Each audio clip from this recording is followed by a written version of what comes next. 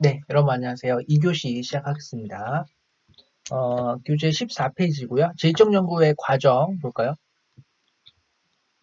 질적 연구 과정은 아까 앞에서 봤는데 가설이 없어요. 그래서 귀납적 과정이라고 했어요. 귀납적 기술 과정, 그죠? 귀납적 기술. 그리고 잘 안 나와요, 시험에. 여기는 양적 연구 절차가 워낙 중요해서 거기에 나오고 과정은 잘 나오진 않습니다, 사실. 네. 그래서 중요한 단어들을 좀 볼게요. 연구 주제 선정에서 스마트폰에 중독된 고등학생 학교 생활에서 나타나는 중독 양상에 대한 연구한대요. 그래서 질적 자료를 활용하여 질적 자료는 그거죠. 그 면접법, 그 다음에 참여관찰법을 통해서 자료를 얻을 거예요. 대상자의 주관적 생활 세계, 이게 포인트예요. 주관적인 세계를 이해한다 그러면은 질적 연구, 그죠? 뭐 상관관계를 규칙성을 파악한다 그러면은 양적 연구죠. 그다음 연구 설계가 있어요. 바로 가설이 지금 없죠, 그죠? 그러니까 이제 질적 연구죠. 연구 대상 스마트폰에 중독된 모모 고등학교 2학년 학생 5명 이렇게 소수를 보통 해요. 네, 그래서 면접이나 참여 관찰을 하죠. 그래서 학교 생활 관찰하고 면접한다고 하죠. 그 다음에 여기 오른쪽에 보면은 면접을 계획하거나 일기 같은 비공식적 자료가 중요하죠. 그죠? 네. 그러니까 질적 연구는 비공식적인 자료, 그러니까 공개하기 좀 어려운 나만의 자료 있죠. 여기에 이제 어떤 그 연구 대상자의 그 가치, 동기, 그 다음에 뭐 생각, 그 다음에 뭐 마음 상태 등이 나와 있잖아요. 그러니까 그런 것들이 이제 연구에 도움이 되죠. 지금 질적 연구는 그 행위의 동기, 가치관, 주관 이런 것들을 파악하는 게 포인트예요. 자료 수집은 자료 수집 3개월간 학교 수업 시간과 같이 스마트폰을 사용하지 못하는 환경에 나타나는 연구 대상자들의 행동을 관찰했어요. 참여 관찰했네요. 그죠? 그리고 여기 중요한 단어들이 직관적 통찰이라고 있네요. 그죠? 이거 중요하죠. 그러니까 연구자가 자료를 수집하고 자료를 해석하면서 결론을 낼 때 직관적인 통찰로 이제 결론을 내요. 그러니까 직관적 통찰이라는 건 연구자가 그동안 살아오면서 경험했던 것들이 많잖아요. 그런 것들을 토대로 자기가 자기 나름의 어떤 결론을 내는 거죠. 그러니까 이 연구자가 누구냐에 따라서 이 직관적 통찰에 따른 결론은 달라질 수 있어요. 그 다음에 자료를 해석하죠. 그죠? 아까도 얘기했지만 이 자료 수집과 자료 해석은 동시에 가능하죠. 동시에 이루어져요. 그러니까 양적 연구 같은 경우는 자료 수집이 다 끝나고 나서야, 그러니까 질문지나 실험이 다 끝나고 나서야 자료를 분석하는데, 질적 연구는 지금 자료 수집과 자료 해석이 동시에 가능하죠. 그리고 이제 결론을 도출할 거예요. 근데 여기서는 일반화는 어려워요. 질적 연구는 일반화가 어렵죠. 왜냐면 소수를 대상으로 했기 때문에 그 소수만의 특징이에요. 주관적인. 그래서 이거를 다수의 일반화할 수는 없죠. 네. 하지만 양적 연구는 상관관계를 연구를 한 다음에 그 결론을 법칙으로 만들어서 일반화할 수 있는 게 양적 연구의 특징이에요. 자, 오른쪽에 중요한 단어이죠. 역시 직관적 통찰 알아야 돼요. 상황 전체에 담겨 있는 의미를 꿰뚫어 보면서 의미 있는 자료를 수집하는 방법이다. 이때 연구자의 경험과 지식, 그죠? 네, 이런 것들을 이제 등으로부터 형성된 통찰력을 활용합니다. 그래서 결론을 내죠. 해석을 하고요. 비공식적 자료도 중요해요. 일기나 낙서, 대화록, 관찰 일지 등 개인적 차원에서 기록하거나 공식성을 갖지 않는 자료죠. 그러니까 남들한테 보여주기 좀 어려운 자료들. 행위 주체의 행위 동기나 목적 등과 같은 주관적 세계가 담겨 있겠죠. 그죠? 그래서 질적 자료 연구에서 아주 중요하죠. 그래서 질적 연구에서 비공식적 자료를 주로 선호한다. 대신에 공식적 자료를 안 쓴다 그러면 안 돼요. 면접이나 참여 관찰에서 얻은 자료가 공식적인 자료예요. 그래서 둘 다 중요하다. 자, 이제 15페이지에 양적 연구를 좀 심화해서 보겠습니다. 11번, 1번. 1번 이제 가설이에요. 가설은 독립변인과 종속변인으로 이루어져야 돼요. 그죠? 독립변인이 이제 원인이고, 원인. 그 다음에 이제 종속변인, 종속변인 써야죠. 종속변인이 결과예요. 그죠? 결과. 결과. 그래서 원인과 결과로 상관관계가 이루어져야 돼요. 그게 이제 옳은 가설이에요. 네, 독립변인과 종속변인을 갖추고 있어야 되고요. 그 다음에 두 변수 간의 관계가 방향이 이제 명확해야 돼요. 명확성. 그러니까 분명해야 돼요. 다시 한번 상관관계가 꼭 있어야 되고요. 상관관계. 원인 결과. 그 다음에 그 명확해야 돼요. 명확해야 돼. 변수 간의 관계가. 그러니까 예를 들면은 원인 이게 원인이 증가할 때 얘는 뭐 감소하거나 증가할 때 증가한다. 그죠? 감소할 때 감소한다. 이런 방향이 딱딱 있어야 돼요. 예. 그 다음에 세 번째는 측정과 계량과 통계 분석의 과정을 통해서 검증될 가능성이 꼭 있어야 돼요. 가설이. 가설을 세울 때 주의해야죠. 검증 가능성이 있어야 돼요. 이 가능성. 예를 들면은 착한 일을 많이 하면 천국에 갈 것이다. 그죠? 그 천국에 가는 걸 어떻게 검증해요? 그죠? 그런 거는 못 하는 거죠. 그런 가설을 세우면 안 돼요. 어, 검증 가능한 가설을 세워야 한다. 네 번째는 지극히 당연한 가설도 안 돼요. 그죠? 예를 들면은 GDP가 증가하면 국내 총생산이에요, 이게. 그죠? GDP가 증가하면 국내 총생산이 증가한다. 국내 총생산이 증가할 것이다. 다시 GDP가 국내 총생산이에요, 이게. 그죠? 그러니까 GDP가 증가하면 국내 총생산이 증가할 것이다. 이거 안 되죠. 당연한 거예요. 가설할 필요가 없죠. 또 노인 인구가 증가하면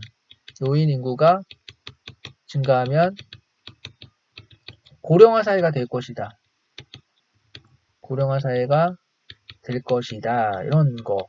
이게 당연한 거예요. 노인 인구가 증가하면 고령화 사회예요, 원래. 그죠? 그러니까 이게 진위 여부를 확인해 볼 필요성이 있어야 되는 거, 필요. 이거 필요가 없죠, 지금 가설이. 그죠?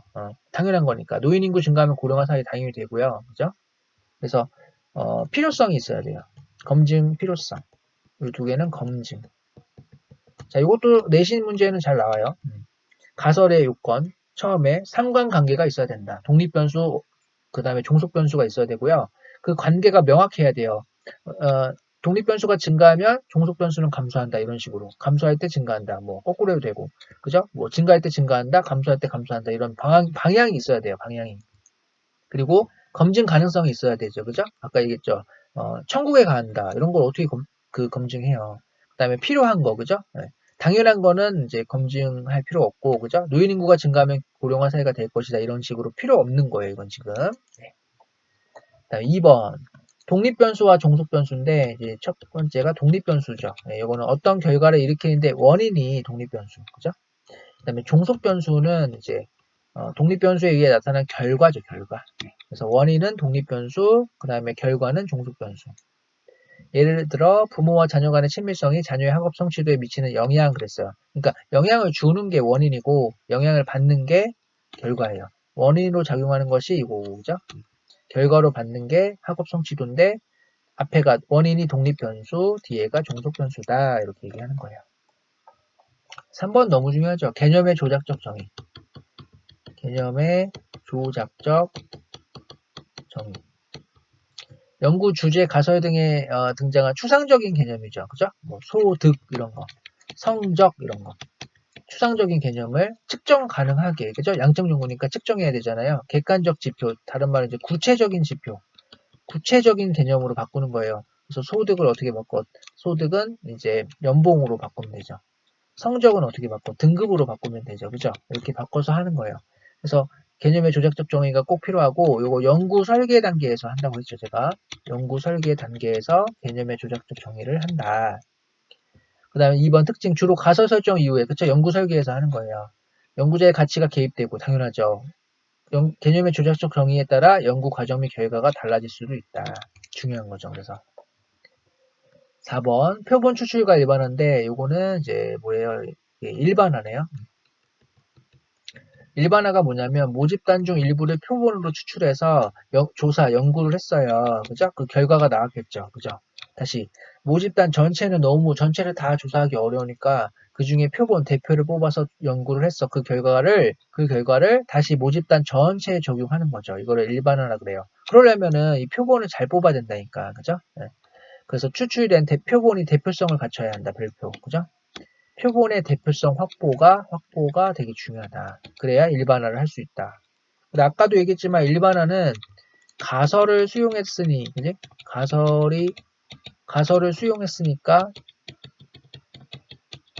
가설을 수용했으니까 일반화가 된다. 일반화가 가능하다. 이러면 틀린다니까. 그지? 그래요. 일반화 할 수 있는 거는 표본의 대표성이 확보돼야 일반화할 수 있다. 전수조사와 표본조사 있는데 모집단 전체를 조사하면 전수조사, 즉 청소년 전체를 조사하면 전수조사고 청소년 중에서도 뭐 이제 뭐 어디 지역, 고등학생 200명 이런 식으로 표본을 뽑는 거죠. 모집단 전체 조사하면 전수조사. 그 다음에 일부만을 조사하면 표본조사. 피자가 있는데 지금 나가 여기고 그 다음 가는 지금 요거 전체 한 조가 다는 여기만 이렇게 있어요. 그죠? 그럼 어디가 표본이에요? 이게 가가 중요하죠. 가가. 그죠? 가가 이 피자 전체의 특징을 다 담고 있잖아요. 그죠? 그래서 가를 표본으로 해야 되겠죠? 자, 됐고요. 자, 16페이지 갈게요. 자, 5번 문제 보겠습니다. 연역적 연구와 기납적인데 연역적은 아까 얘기했지만 설명한다라고 표현해야 되고요. 기납적은 기술한다 표현하는 거예요. 연역적은 양적 연구가 전체적으로 연역적이고요. 기납적은 질적 연구가 전체적으로 기납적이에요. 그래서 1번 연역적. 연역적은 가설이 먼저 나온다 그랬죠? 예, 가설이 나오고 자료를 찾아가는 거예요. 그 다음에 귀납적은 거꾸로 반대로 결론이 먼저 나와요. 결론이. 결론이 마지막에 나와요. 그쵸? 기납적은 결론이 마지막에 나오고 연역적은 결론이 먼저 나오고 가설이 먼저 나오고 그죠? 6번 자료 수집 시기와 자료 분석 시기. 양적 연구는 양적 연구에서 자료가 수집된 이후에 그죠? 글이 끝나고 나서 분석을 하는 거고 질적 연구는 동시에 그렇죠? 거의 동시에 이루어진다. 그죠? 아까 했어요. 즉 이제 심층 면접과 참여 관찰하면서 자연스럽게 직관적 통찰로 그죠? 감정이입하면서 바로 해석을 하는 거죠. 그 다음 7번 양적 연구 과정에서 유의사항인데요. 가설이 수용된 경우 그 다음 가설이 기각된 경우 모두 다 뭐다? 검증된 거다. 그죠? 이거 중요해요. 가설이 수용됐든 가설이 기각되었든 모두 다 검증되었다. 그래서 가설이 기각되었으므로 다시 가설이 기각되었으므로 가설은 검증되지 않았다. 즉 검증에 실패했다. 이러면은 틀려요. 그죠? 2번 가설이 수용되었다고 해서 연구 결과를 항상 모집단 전체에 일반화할 수 있는 것이 아니다. 맞죠? 별표. 그러니까 가설이 수용됐으니까 일반화할 수 있다? 이러면 틀려요. 일반화는 언제 한다? 표본의 대표성 확보. 그죠? 표본의 대표성이 확보되었을 때 일반화를 할 수 있는 거죠.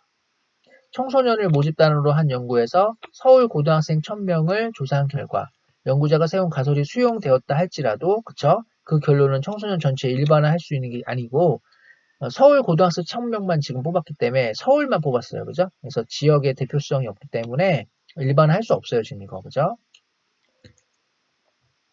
3번 표본은 모집단에서 추출된 집단이다. 맞죠?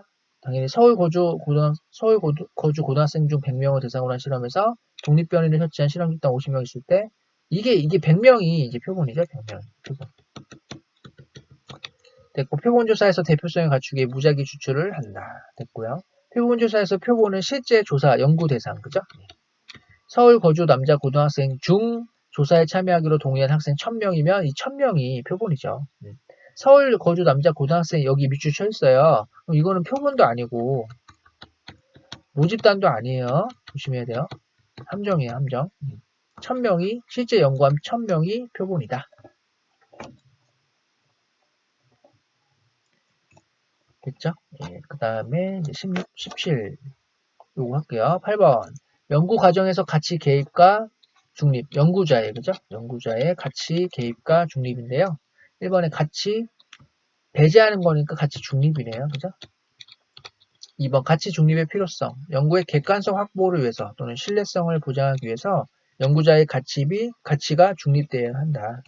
가치 중립이 어려운 이유는 탐구 대상 속에 연구자 자신이 포함되고 있고 사회 현상이 인간의 가치와 관련이 있기 때문에 아무래도 가치가 들어갈 수밖에 없다. 4번이 제일 중요하네요. 그죠? 별표. 가치, 여기 자료 분석이잖아요. 지금 이거. 그죠? 그래서 가, 결. 그죠? 요 네 개는 가치 중립이고요. 그 다음에 밑에 가치 개입 단계네. 그죠? 문제 제기하거나 주제 정할 때. 그죠? 주제 선정. 그리고 가설 설정할 때, 연구 설계할 때, 이런 것들은 전부 다 가치가 개입돼도 되는 거죠. 요 그림 있는데요. 잠깐 멈추고 읽어보세요. 여학생이 학생들의 개성을 보장하기 위해 교복을 폐지해야 한다고 생각해. 그래서 교복 폐지 필요성을 연구하기 위해서 그러니까 주제를 정했어요. 그죠? 그러니까 이렇게 주제를 정할 때는 가치가 개입돼도 돼요. 예, 가치 개입 괜찮아요. 근데 이 남학생이 다음과 같이 질문한 후 그렇다를 선택한 학생의 비율을 교복 페이지에 찬성하는 학생의 비율을 해석한대요. 이건 본인의 가치가 개입되는 거죠, 지금. 그죠? 그래서 여기는 지금 자료를 분석하는 거거든요. 수집한 자료를 분석할 때 이렇게 분석하면 안 되죠. 가치가 개입된 상태로 분석을 하면 안 돼요. 그죠? 그러니까 자자가결이잖아요, 지금.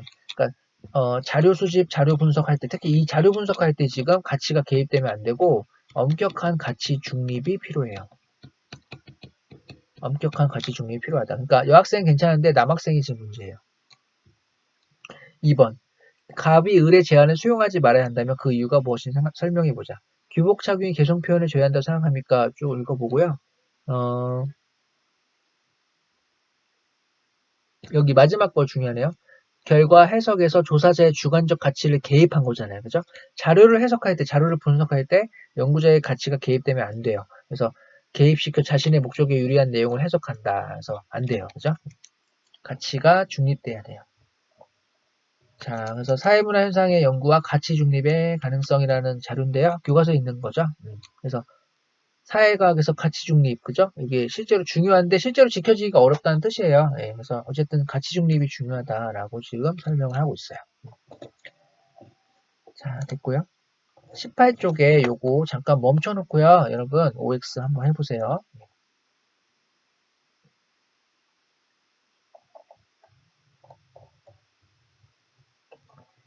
자, 해볼게요. 1번 사회문화 현상에 대한 과학적 탐구는 불가능하다. 가능하죠. 네. 사회과학도 과학적 연구, 그 다음에 자연현상도 과학적 연구. 우리 첫 시간에 공통점이에요. 사회문화 현상, 자연현상은 경험적 자료 수집에서 과학적 연구 탐구가 가능해요. X. 사회문화 현상을 수치화해서 분석할 수 있다고 보는 것은 방법론적 이론론이다. 그쵸? 수치화하는 건 양적 연구니까 이론론이죠. 예. 방법론적 이원론은 사회문화 현상 연구의 실증적이다. 아니죠. 이원론은 해석적 연구죠. 실증적이라는 건 양적 연구예요. 그래서 질적 연구, 질적 연구는 해석적, 이원론 맞죠? 이렇게 하면 그래서 X. 귀납적 탐구 방법이란 가설을 설정해서 가설이 먼저 나오면 이거는 연역적이죠. 연역적. 틀렸고요. 양적 연구를 단계별로 진행하다 보면 연역적 탐구 방법만 아니죠. 귀납적인 방법도 있죠. 둘 다 나오죠. X. 6번. 사회문화 현상의 보편성에 집중하여 법칙을 발견하고 일반화를 하고자 하는 연구 방법은 양적 연구 방법이다. 네, 맞습니다. 일반적으로 양적 연구 방법은 양적 자료, 질적 연구 방법은 질적 자료를 수집한다. 네, 그렇죠. 사회문화 현상 연구의 과정에서 사실과 가치의 문제는 구분할 수 있다. 즉 분리할 수 있다 그러면 양적 연구죠. 네, 틀렸어요. 분리할 수 없다가 질적 연구. 사회문화 현상들 간의 인과관계 분석이 가능하다고 보고 인과관계 나왔어요. 그럼 양적 연구죠. 그래서 5. 10번 연구자와 연구 대상을 분리해서 그럼 양적 연구죠. 객관적인 연구가 가능하다. 양적 연구. 양적 연구는 질적 연구에 비해 연구자의 주관 개입될 가능성이 낮다. 맞죠? 왜? 분리하니까 연구자와 연구 대상자를 분리해서 보니까 주관 개입 우려가 낮죠. 네, 맞아요. 질적 연구는 현상의 심층적인 내면을 수치화해서 이게 조심해야 돼, 이 문제. 네, 12번. 질적 연구는 현상의 심층적인 내면을 수치화한다. 이게 틀렸어요. 수치화는 양적 연구잖아요. 그죠? 수치화가 없고 깊이 있게 분석한다는 맞는데 수치화 때문에 틀린 거예요. 사회문화 현상은 상황 맥락 속에서 의미를 갖는다고 보는 입장은 양적 연구보다 질적 연구다. 네, 맞아요. 같은 상황이 주어지더라도 개인마다 다르게 정의 내릴 수 있다고 보는 것은 질적 연구죠. 질적 연구 방법은 연구자의 가치 개입을 용인하는 방법이다. 이거 조심해야 돼. 15번. 질적 연구는 연구자의 가치 개입을 용인하는 게 아니라 우려가 있다는 거죠. 우려가. 그죠? 들어갈 우려가 있어서 이제 단점이라는 거지. 용인하는 게 아니에요. 그러니까 주관적인 연구를 한다 이러면 안 돼. 주관적 연구는 없어요. 무조건 객관적 연구예요. 객관적 연구를 하고 싶은데 연구자의 가치가 개입될 우려가 있다는 거지. 네? X. 중요해요. 12번, 15번 중요합니다. 면접법과 참여관찰법은 질적연구 대표적 자료 수집 맞아요.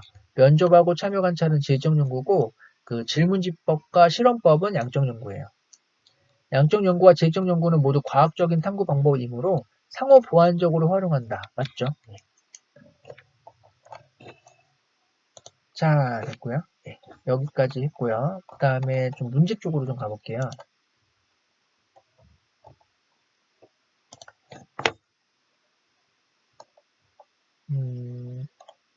22번까지는 지난주 숙제였어요. 그래서 여러분 22번까지는 풀어놔야 돼요. 꼭.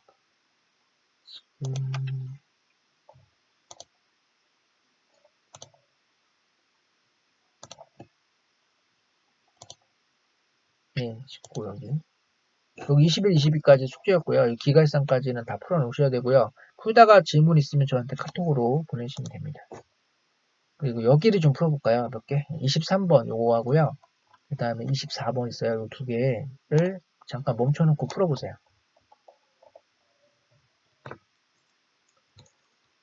자, 해볼게요. 23번 사회 문화 현상의 연구 방법 A, B의 일반적인 특징에 대한 설명으로 옳은 것은 그랬어요. 단 A, B는 각각 양적 연구 방법이고 질적 연구 방법이래요. 사회과학에서 널리 활용되는 연구 방법 A, B는 연구 목적에 따라 구분하여 사용되는 것이 일반적인데 그런데 최근에 이 두 연구 방법을 함께 사용한대요. 이는 A로 인해서 연구하기 어려운 행위자의 주관적 인식, 가치, 그죠? A로 주관적인 가치를 연구하기 어렵대요. 그러면 A는 양적 연구죠.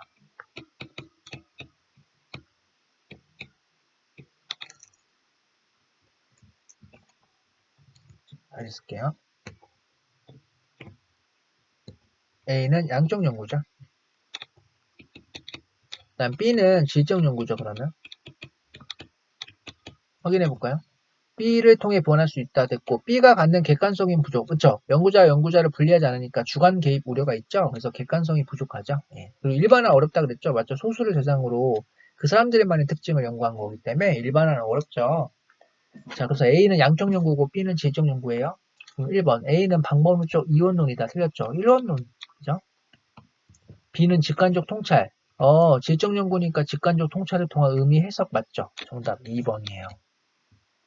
3번 A는 B와 달리 1, 2기 편지 등 비공식적 자료는 질적 연구에서 중요하죠. B에서 중요하죠.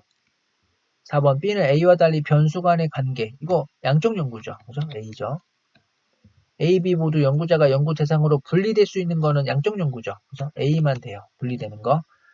질적 연구는 분리할 수 없어요. 정답은 2번입니다. 내려와서 24번도 잠깐 멈추고 풀어보세요.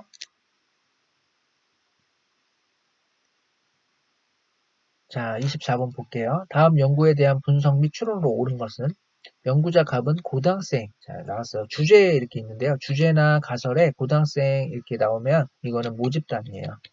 연구자가 궁금한 전체 집단이죠. 연구하고 싶은. 방과 후 체육 활동이 리더십에 미치는 영향이에요. 그러니까 일단 상관관계가 나왔으니까 양적 연구죠, 지금. 양적 연구고.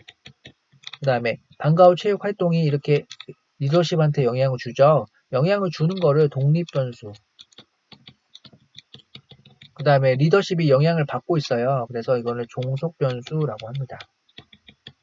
이렇게.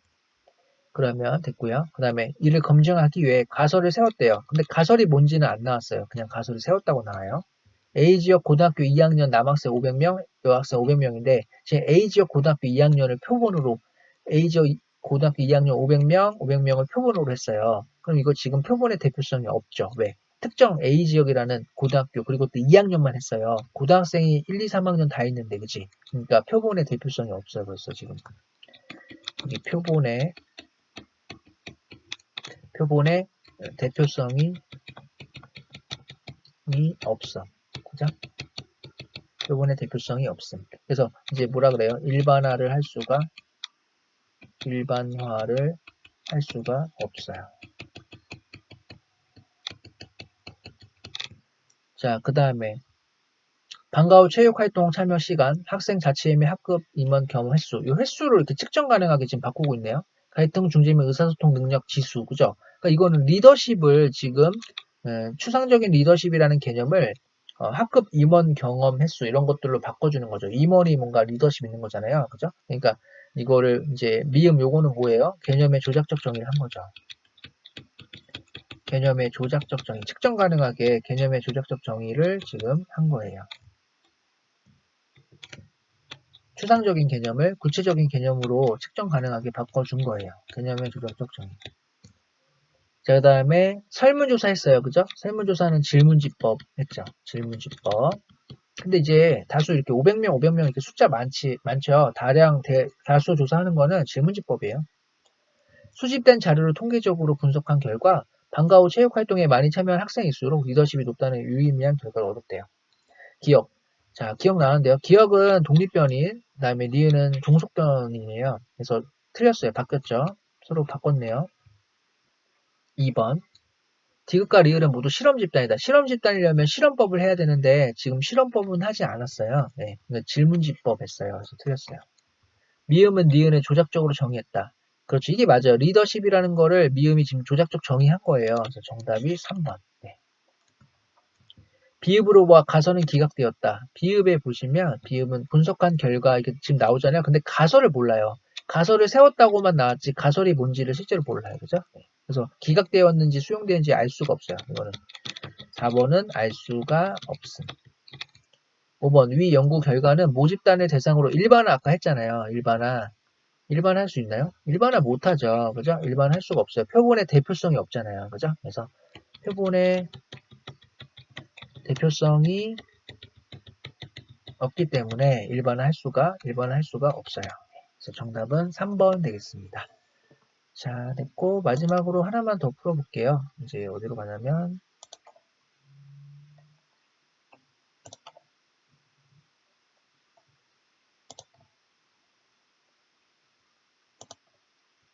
여기 있다. 51번 있잖아요. 요거를 잠깐 멈춰놓고 풀어보세요.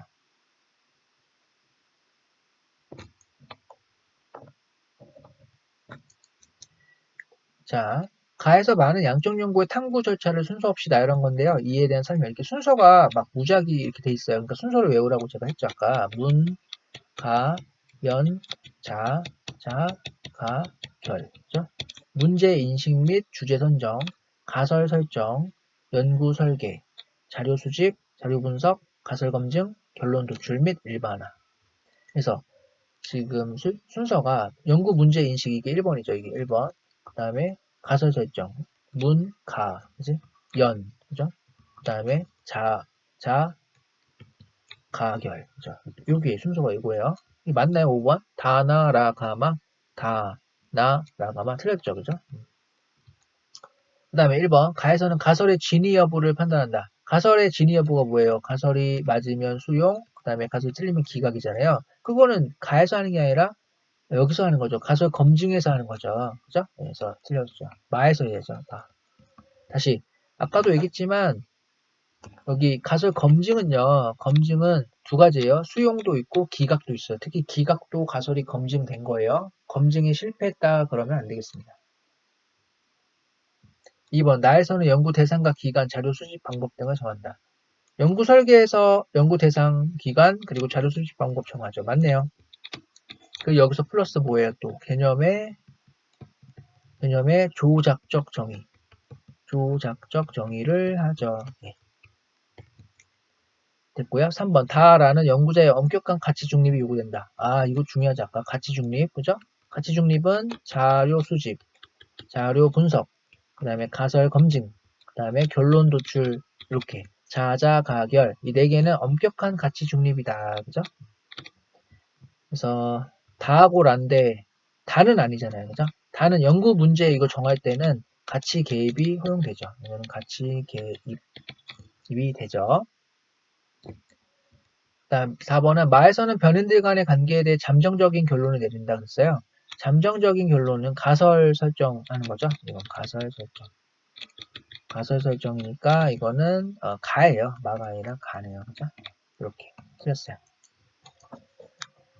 자, 됐고요. 이제 여기까지 하고 테스트를 진행했는데 수업 시간에 제가 자료 드렸으니까 풀어보시고 그 다음에 제가 이제 동영상 듣는 친구들이잖아요. 지금 여러분들 그죠? 세 가지만 얘기해 볼게요. 첫 번째는 지금 동영상 듣고 그죠? 동영상 수업